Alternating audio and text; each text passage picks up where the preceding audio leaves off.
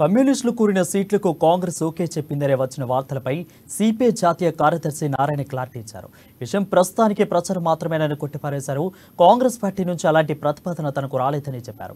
జాతీయ స్థాయిలో కాంగ్రెస్ కూటమిలోనే ఉన్నామని నారాయణ, రాష్ట్రంలో కూడా కాంగ్రెస్తోనే అవగాహనతో ముందుకెళ్తున్నామని అన్నారు. అయితే పొత్తులో భాగంగా సీట్ల కేటాయింపు అంశంలో తొందర లేదని అన్నారు.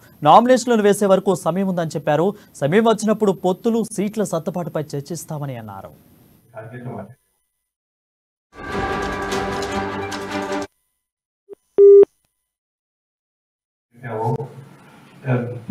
సరే, మేము 5 సీట్లు, సిపిఎం 5 సీట్లు ప్రపోజ్ పెట్టింది. సీట్లు లిస్ట్ కూడా వాళ్ళకి ఇచ్చారు. మా వాళ్ళు మాట్లాడుకున్నారు. సెంట్రల్ వాళ్ళు కూడా ఇన్వాల్వ్ అయ్యారు. కేంద్రం నుంచి మేము ఆడ మాట్లాడాము.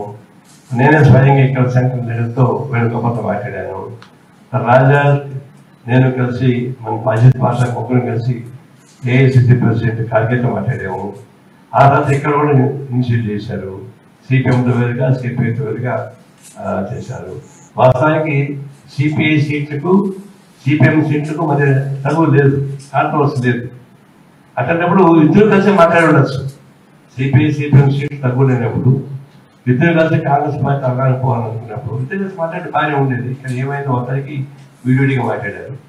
ఆ చర్చలో కాంగ్రెస్ పార్టీ